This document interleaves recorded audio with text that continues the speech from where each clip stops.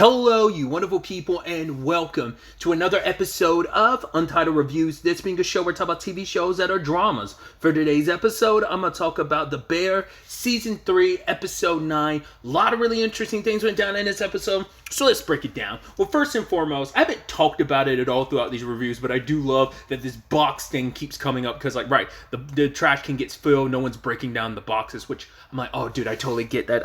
It's such a weird thing, but, when it comes to the recycling bin for cardboard, it annoys me that people don't break the boxes down. So often breaking down the boxes ends up becoming my thing, because I'm like, doing that gives you more space to watch. I kind of get that little pet peeve, especially because it's in the non-negotiables, but no one has kind of done it. But then Ted and Neil are like, no, we do it all the time. It's just but Neil, Carmi's like, but when new packages come in, you just got to immediately do it, because we wouldn't have to do it all at once if you're. But it's I guess the argument is also but yeah, this is kind of your fault, Carmi. You're the one that's ordering stuff literally all the time, instead of us having stuff in bulk, because you're trying to make a new dish all the time, keep the meat, there's a lot of that. So but it ends up being this conversation about, it shifts over to Claire, because they ended up talking about oh, maybe you're being haunted, and it's who would haunt? And it's yeah, no one hates me enough to haunt me. And it's and then Ted was oh, I know who's haunting you. Claire was why would Claire do that? It's Ted is such an idiot, because it's oh yeah, Claire's get back to Carmi is going to be all these boxes. But then it becomes that thing of, we talked about it, I think last episode, or was it episode, no, it was episode 7, about the whole situation of Chucky being oh yeah, I was being haunted by Sammy, and my arm broke at Ricky. It's he had nothing to do with it, but they kind of look at the haunting as yeah, once it's kind of like a curse. Once it's put on you, bad juju's gonna fight its way to you, and you're screwed.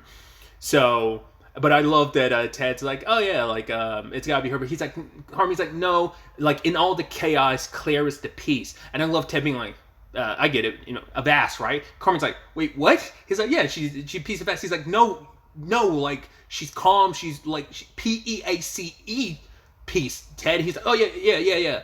I was I love that so much. I was why would you even say that, Ted? Oh yeah, piece of ass. It's oh Jesus, Ted. But staying with Carmi, obviously, him and Sid are in a weird spot, but he doesn't know that, because Sid's trying to figure out how she's going to tell Carmi about what Adam said a couple episodes back about the opportunity he's offering her, but she can't bring herself to do it, because there's an element of she owes a lot to Carmi getting this far, but it's also, once again, so much is getting lost in the sauce of this restaurant. She's not having her opportunity to shine, her identity in all of this is what is my place in this? Even if I sign this partnership, it won't matter, because if you even look later on, what she's doing is she's looking at the computer, she's looking at the profile for the bear, and it's yeah, all it is focused on Carmi. It's Carmi, only photos of Carmi. It's hey, he's the greatest chef. What about Sid? Sid is contributing to this, but it also plays into this theme of, yeah, a lot of her contributions have been overwritten, because Carmi just completely changes the dish that she makes. And it's well, she makes it, was it it was episode 7, she made a suggestion, and that immediately got axed by Carmi. He's I'm not going to do that, I'm going to do what I want. And it's he's working on the dish, he's yeah, I'll figure it out. So, like I said, he's just so in the weeds of it, he's not paying attention. Even Richie called him out for his lack of kind of giving anyone else time to shine. Carmen doesn't even really I don't think he's trying to hog the limelight or whatever like that. He's just not thinking about it. He's just so caught up in himself. And we as people can be like that. We, like I said, his head is in the sand so much. He's in the shits of it. He's so much of his own ass. Not necessarily it can be used in an egotistical way, and I don't think he's coming at it from an egotistical way. I think it's just he's so, I keep hammering it home, he's just so buried himself in it that he hasn't come up for air. He only comes up for air momentarily when the shit's over. It's only when he's in the shit and when he's at the kitchen, but he's still so he can't. He's so much like his mom in these moments, which you don't want to say to him because that's going to set him off, but there's so many parallels in that regard. But it's yeah, because even they've been falling further and further behind when it comes to the food. He's refire the Wagyu, we're messing up on the Wagyu. Richie wants stuff to be held, but it's once again, the front and back are just not in sync anymore. That has been deteriorating the entire season. And it's yeah, the entire season, Richie and Carmi have not been good. You know, and even that shot of just Richie in the front, Carmi in the back, and obviously the different hues of like the front has kind of like this bright warmness, and then there's like this bluish coldness to the kitchen, and they're just like staring at each other from the window. So kind of fire and ice that's going on between them. But either way, I thought it was interesting when Carmen's like, oh yeah, like I want to invite you to the funeral, like forever, and Sid's like, I'm not going to go. He's like, no, you should go. Like, there's going to be a lot of people there. Like, I mean, there's a lot of people you'll get to meet. So she's like, yeah, I don't want to go. It's because she doesn't want to accidentally run into Adam. Because Adam broached Sid about it early on, but he just wanted to get her ideas, her perspective on things first. But he did say he was also going to talk to Carmen. So it's like, it's Ever's funeral. So it's like, he's going to, like, Adam's going to be there. So he's going to talk to Carmen, and obviously Sid's worried about that. So she was trying to tell him before, but she couldn't bring it. She's like, yeah, it's not important. So just like Carmi's not saying what he should say, neither is Sid. No one is. I mean, Richie's kind of kept it up front, but it's also like, it's such a double-edged sword, because you feel like sometimes you're like, are people meeting Carmi halfway? But it's like, people are trying to meet Carmi part of the way, but it's like they feel like they have to go above and beyond, where it's like Carmi's not even reaching them 50-50. It's not like, it's not an even split, like, okay, I'm reaching to you, you're reaching to me. It's more of a, we have to go above and beyond to reach to Carmi. And I think it plays into a little bit of what Nat said last episode about her mom, where it's just like, I kind of have to put you first. And it's like, and it's not like Carmen's asking people to do that, but it is his situation. But like, it's just, he's the way he is with people, because he's not as magnetic as it doesn't come as natural to him. People don't come as natural to him as it did for Mikey. But you also have to be like, well, Carmi like retreats within himself. Mikey was a very boisterous, but that was like an overcompensation. And Natalie's kind of somewhere in the middle, overcompensating in her own regard. Like, once again, they all have their overcompensations for all that they've dealt with, you know? So, and Carmi can't even bring himself to apologize, because I forgot to talk about that was a part of the conversation with Neil and Ted, where it's just like, yeah, just say sorry. And Neil pretended to be him. It's like, yeah, I'm sorry. See, it's that simple. And it's like, because Carmi's like, maybe I am being haunted by Claire. But it's like, he's like, it's not that simple. It's like, it really, that's the sad thing. It can be. But it's like, because so much time has passed, it's not just this sorry. It's so much of his life has stuck to his ribs, like that Al-Anon thing. Like I said, I brought up, like, was it episode 7? Like I said, that was such a good conversation. But it's like, it isn't just the sorry now. It's just so much that's compiled for Carmi. It's just one thing after another, and this sorry is just the most recent thing that stuck to him, and it's buried under all the gunk of everything in his life, all the trauma, all the pain, everything that's kind of been left unsaid, all those feelings, you know? And once again, Carmi's not good at describing how he feels. He's not good at talking about his feelings of everything. It doesn't, you know, and he opened up a little bit last season, but now it's like, because of everything playing out, he just like closed the faucet. Like, he hasn't even made an attempt. But like I said, I think in my head, I think Carmi's just so afraid because he doesn't believe he deserves forgiveness. You know, it's kind of like, like I said, there's an element of him being like, maybe what I said was true, and it's just better if I don't. Like, he doesn't recognize how asinine it is, because even Neil says it later on. It's like, yeah, it's kind of broken. That entire family is broken in so many different ways. And it's just like, sometimes like Nat had the wherewithal, like she now sees like, oh, like, you know, I now have an outside perspective on myself. I recognize like how fucked this is. They all knew how fucked it was, but like Natalie's gotten to the point where she's able to fully register it, and even kind of like, once again, she had that confrontation with her mom last episode, a very much needed conversation and confrontation to kind of say what she needed to say and what she was feeling and what was going on. Carmi hasn't had that, and Mikey most likely never had that with their mom, because his thing was kind of like, yeah, it's kind of ignoring it, because by ignoring it is how you deal with it. Once again, that was kind of like the entire family's motto except for Natalie. I mean, because at the same time this is all going down, because Carmi's like, the review hasn't come out yet, but he's got it in his head about what the review is going to say. It's like, oh yeah, like the failure that is the bear, like he's just drowning in like that thought. It's just he gets so much in his own head, just like he thought he saw Joe McHale's character in the season 2 finale, but it's like, no, some dude. It's just he put so much pressure on himself. He saw something that wasn't even there, so he's got to do the same thing now. So it ends up leading to this conversation with Jimmy about like, hey, what like, have they both? They're like, oh, we haven't been thinking about the review, but it's like, no, they've both been thinking about it a lot. And so Jimmy was kind of telling this anecdote about like, right, Chicago University. He was kind of like talking about how like, right, there's been some like amazing stuff like carbon dating was something discovered at like Chicago University. And he's like, yeah, like think about, because he was having this whole conversation about like, right, dreams. He's like, I'm not talking about like the dreams like when you're asleep. It's more like goals. He's like, not like the dreams like you're at the bottom of a pool, your teeth, you see them floating up to the head, and then you look down and you have like, what was it he said? He has something like you have like a bulldog tattooed on your cock or something. I forgot. He said something you have tattooed on your cock. I'm like, that's not just some random shit you pulled from your head. That's probably an actual fucking dream that you had, Jimmy. That's wild.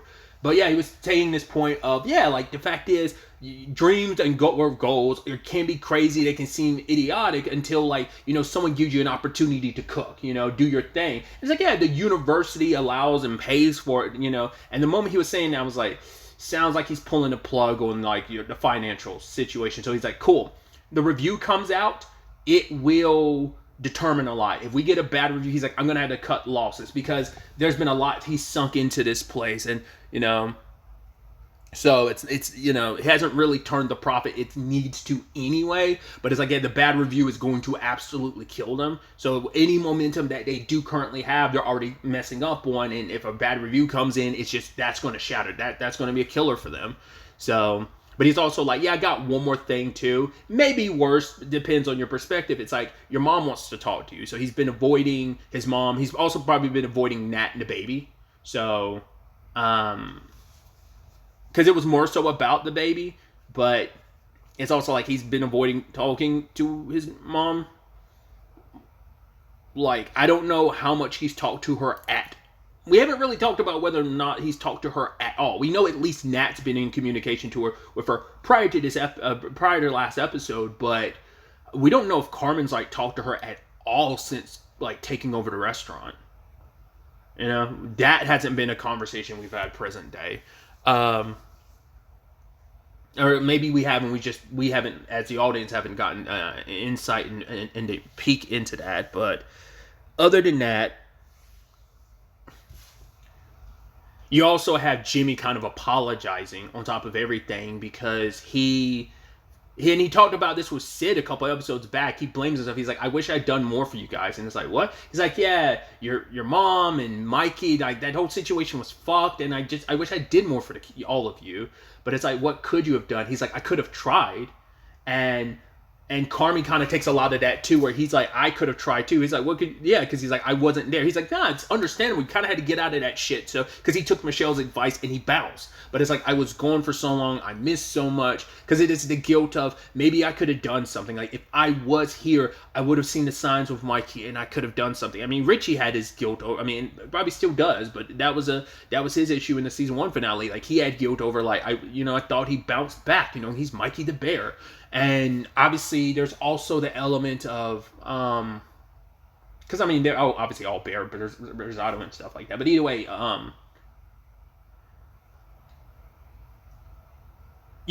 Jimmy has gone above and beyond. Like, he can come off like a hard ass, but it's like, right, this was the deal from the beginning, and he's still trying to, like, he wants this to work. He knows how much this means to Carmen, and it's just like, he is trying. He sees the dream, he sees the passion, but it just can't.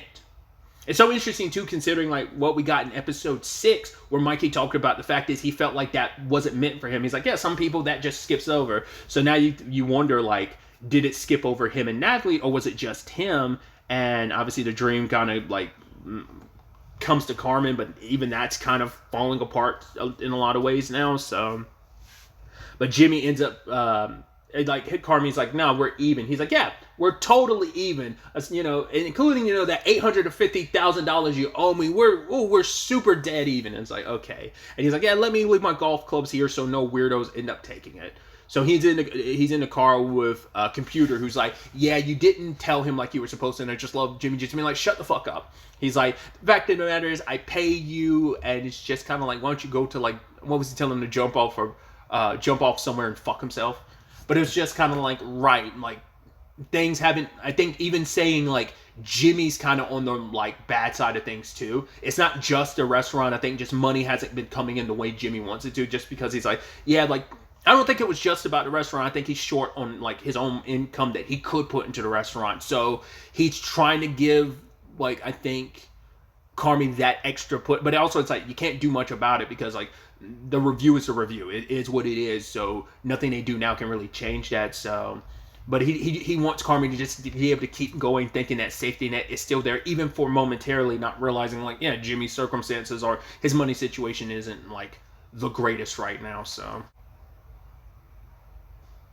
that's definitely interesting. I mean, there's only so long he can keep this place afloat, and it's just like, it just feels like it's all going to come crumbling down, but we'll have to wait to see. Speaking, I brought up Nat and the baby. I love that Sid ends up dropping by with some food for Pete, and I love that he's just like, oh, should I work on it? And she's like, yeah, you probably don't want to do that. They're sleeping. He's like, right. And later on, he's like, oh, which one of these foods is going to be less noisy? And he's like, I won't lie to you, I'm an idiot because I thought the same thing. I was like, oh, you don't want him cooking because of the noise. She's like, no, because of the smell. I was like, oh, I'm just as like dumb as Pete then, because I thought that's what she was referencing. I was like, oh yeah, you don't want it. She's like, no, the smell. And he's like, oh, right. I was like, oh, I didn't even think about that. I was just thinking about the noise. It's like, yeah, what making something would be like the least amount of noise, And also, he looked over the paperwork and he's like, oh, it's such a good deal for like, the documents. But Sid's like, no, you don't have to. It's like, yeah, it's fine. And it's just kind of like, oh, I'm insured after 3 months. She's like, yeah, I just have to survive the 3 months. He's like, oh yeah, that seems to. And she's like, no, it was a bad joke. It's just like, oh, Sid, you're so awkward about this whole situation. Because like she's going to get like $70K a year in potential bonuses. Obviously, all the stuff Adam was offering her, like even if like, it's not even for Sid. I think it's 100. It's not even 100% about the money. I mean, that extra $10K that Adam was going to offer, like he's offering $80K, but all these benefits she would already get insured. Plus, she'd be able to kind of run the kitchen. Like it'd be her teaching. Like she get to run things her way. Like whereas like Carmi's kind of not even veto, just straight up been like nah about everything that she's up. So she'd be a lot more creative and in control of the creative. So. That's kind of like the biggest thing aside from the money. Like I say, I don't think she'd get so caught up on the extra $10K, but it is also other stuff that Adam's offering, plus that freedom of creativity and kind of running things her own way. So we had the Marcus situation because he ties into the opening of the episode where it was kind of like, I thought that's just kind of this beautiful like scene talking about like the honesty of magic, because it's like, yeah, like sleight of hand is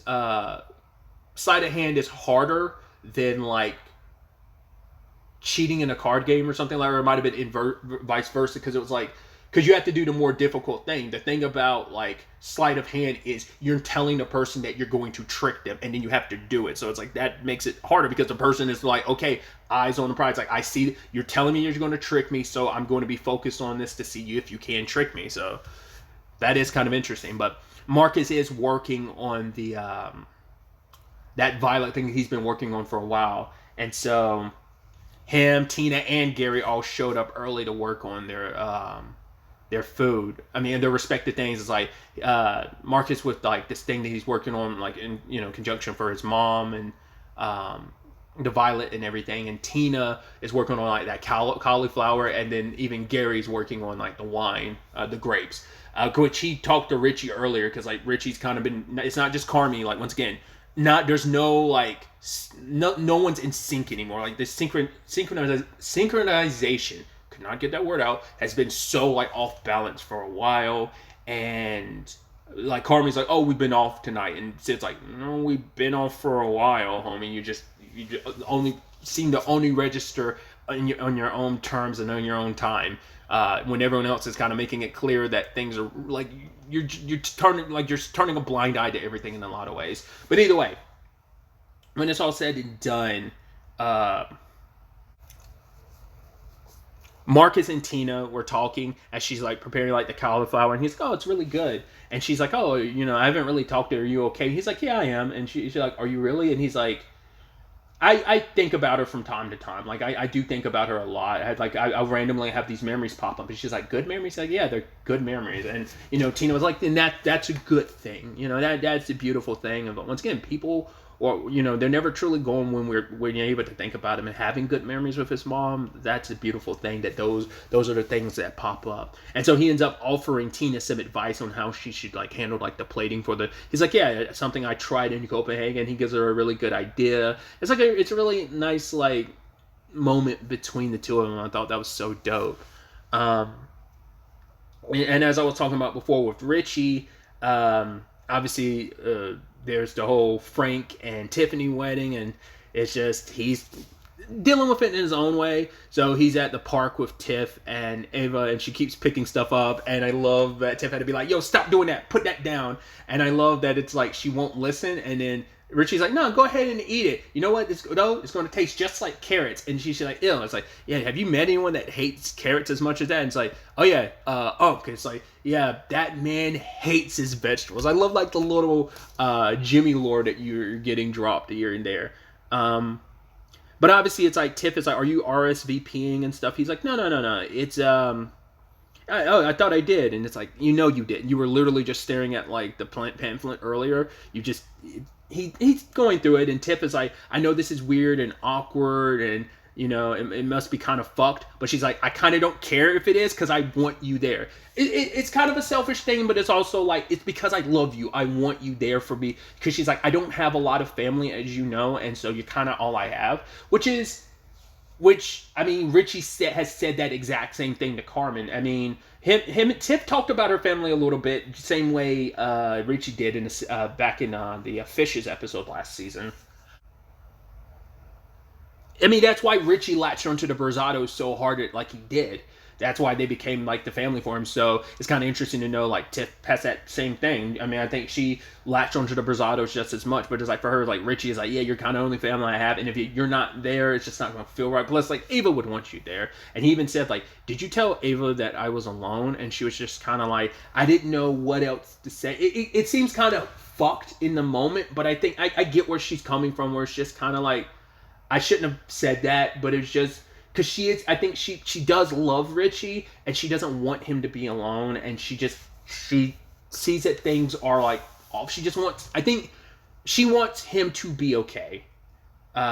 She also talked a little bit about a Claire situation, about what it's like, oh, what Carmi said to Claire last season, and Richie just kind of like, who gives a fuck about that initially, but then it's like, oh, hearing all that, Tiff is like, where you think Carmen got that from, Donna, and it's like, yeah, it kind of makes a lot of sense.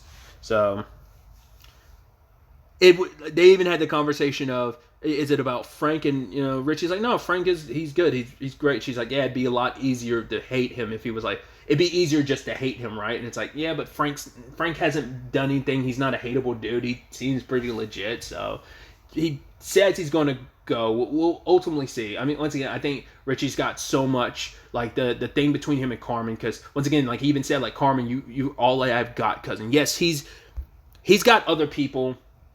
He's tight with everyone else in the restaurant. His beef is with Carmi, but it's like that relationship. It's like it like, because he still has Nat, but it's like, I don't know if the show's aiming for this, but there is that thing of like, right, being around Carmi is kind of like, it is kind of filling that void of not having Mikey anymore, and that was always kind of like a part of that dynamic, and it's just part of his dynamic, part of his ebb and flow, and it just hasn't been quite right since he lost Mikey, and he bounced back last season, but now that him and Carmi are not in a good place, it's just throwing him off because it's pulling him away from the family. Even though he still has a connection, he still has all these people here. That relationship with Carmi is so fundamental to him because it's just like his relationship with Mikey was so fundamental to him. So it's like that is just fucking up the feng shui of everything. Like everything's off because of it. And I think plus the Tiff and Frank of it all, dude, it's that one thing after another, and it's just like Richie's, and also the Chef Terry and Ever situation. Just it's everything's compounding just like it is for Carmi. Going to the Claire situation, I love that Ted and Neil are trying to play wingman and stuff like that. And they visit Claire at work. And it's like, oh, yeah, I was trying to find Dr. Claire Bear. Oh, yeah. It's like, what are you here? It's like, oh, yeah, I told them I was sick. It's like, are you? I also love, I think it's sweet that it's not just Nat, but also Claire that refers to Neil. It's like, oh, my love. And it's like, oh, that's super sweet. Because, like, Neil is so lovable. And I love that Ted comes in like, whoa, what are you doing, bro? Like, you left me behind. He's like, I wouldn't leave you behind. Yeah, you did. He's like, I took a few wrong turns. And then, oh, yeah, I saw them cut this guy open. It's like, and she's like, did you go in an operation room? He's like, yeah, I think I did. It's like, Jesus, Ted. But yeah, like, Neil's trying to say, like, right, I know that Carmi loves you. I know he said some stuff in the fridge, but he does love you. I mean, which I need to circle over to that. It's what's in that conversation. I'll finish what I'm thinking and talking about right now before switching over to that. But he's like, yeah, he does love you. And they're trying to say, like, he's all in. And she's like, yeah, Carmi's kind of, he's broken, He doesn't have anyone to kind of look after him, like Donna. I don't know how to interpret that, whether it's kind of like, well, you know the environment he grew up in with, like, Donna as a mom. Like, we love Donna, but Donna's, a lot, and that was not the greatest situation to grow up in. So he doesn't really have anyone to take care of him. But it's like, no, I know you care and love Carmi, and it's like, you take care of him, like, he will take care of you too. And it's just, like, for Claire, it's just like, yeah, like, he hasn't reached out. So for her, it's like the fact is he hasn't even made an attempt to reach out feels like he meant everything that he said. And so it's just kind of like, why put myself in that situation again? It's just like, for one, she's at work. So it's like, I kind of don't need all this right now. I need you guys to leave. Don't like show up my work to have this conversation with me. But once again, it's like, Neil's trying to be a best bud looking out for his friend. And it's just like, I want to make sure, like, I want this to happen. Like, he kind of pulled the strings to make that happen last season. He's like, I know you guys are good together. I know you both love each other. It's just, it's not the easiest thing for Carmen to say what, like, how he's really feeling. So, and just for Claire, it's just the words she kept saying. I was like, I don't know. Because it's like, she doesn't know, like, how Carmen feels because he hasn't really said it. She made it clear in the voicemail, but at the time he hadn't heard the voicemail. So, and he had talked to Neil multiple times about, like, how he felt about Claire. It's like, yeah, so he knows better than anyone how he feels about Claire, but it's just, it's not the easiest thing for him to be open and vulnerable.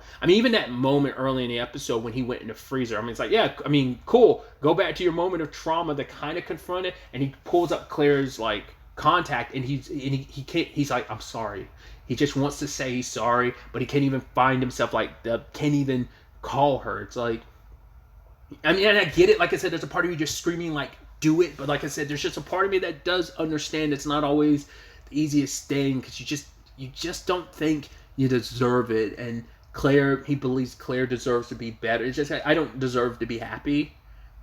And will I even be able to make Claire happy? Like, I don't think I am. And I deserve my misery in a little bit. Like, this is all I have and this is all I deserve. Like, it's almost like do I deserve to be loved type of thing. Like Carmi's perspective on the whole thing is extremely fucked, and it's just like not even being like the tension of him just like he's not going to call, he's not going to call, and he ultimately doesn't. So oh yeah, I completely forgot. There was actually one extra bit I wanted to talk about. A bit where he was like, oh, so what about Diane? And she's like, no, you have fucked enough of my friends. And so also you need to get that checked out. And Ted's like, what? She's like, Kelly said. He's like, whoa, what did Kelly say? She's like, just get that checked out. Which I was like, I guess they hooked up. I mean, Ted was kind of like hitting on her, like, swooping back the hair and everything in the season 2 finale. So I guess that eventually happened. I don't know whether it's like, has Ted just like slept with Claire's friends like all the times, or is it just like, oh, he slept with Kelly and that's the only one, and Claire meant it as like, no, you've slept with one of my friends and that's already too many, or whether he has repeatedly slept with her friends. I don't know how to interpret that. It's definitely going to be interesting to see where the season finale takes us. I can only assume at the end of the episode he's preparing to go to Ever's funeral. So we'll see how that all plays out and ultimately what that sets up, because there's all these threads of how that all concludes in the season finale. Because Sid's supposed to go there. She did say she would go, so the question then becomes like, what happens there? So we're going to get the review situation as well, so how that all concludes is definitely going to be very, very interesting. But really, that's all I wanted to talk about. Until the next time we meet, be happy, be safe, live life to the fullest, and enjoy it. Good day and goodbye.